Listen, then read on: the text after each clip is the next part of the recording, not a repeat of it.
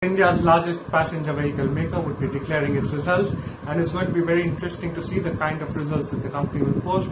And it polls as per the ET now estimates indicate that it's going to be a very strong quarter, especially given the fact that we are coming off a very low base.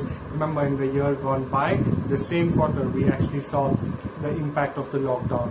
So when you're talking about this particular quarter, revenues are seen higher by close to 31%, close to the 23,920 crore mark.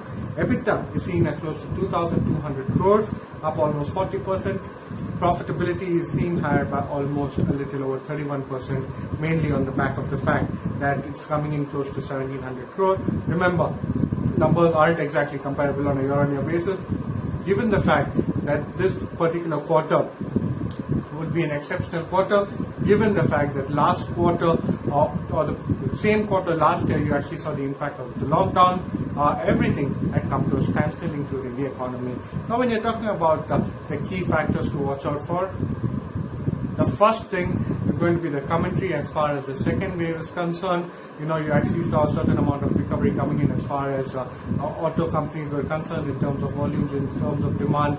Post the first lockdown, now given the fact there are multiple localized second wave lockdowns, it's going to be very important to see what the management says in terms of demand, in terms of raw material, in terms of supply, in terms of commodity costs.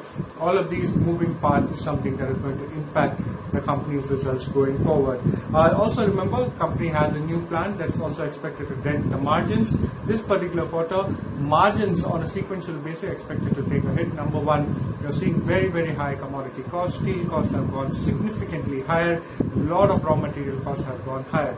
Companies have tried to go ahead and offset this particular margin erosion factors by actually going ahead and increases prices, but again, that is going to be something that we need to wait and watch out for to see whether that actually has an impact in terms of the margin or whether margins continue to erode sequentially. Now when you're talking about some of the key factors to watch out for, company demand trends, especially as far as entry-level cars are concerned. Remember, 2020 you actually saw a significant number of people buying cars. In terms of personal mobility becoming a very key theme, is this something that the government or the company believes will continue to play out very significantly going forward?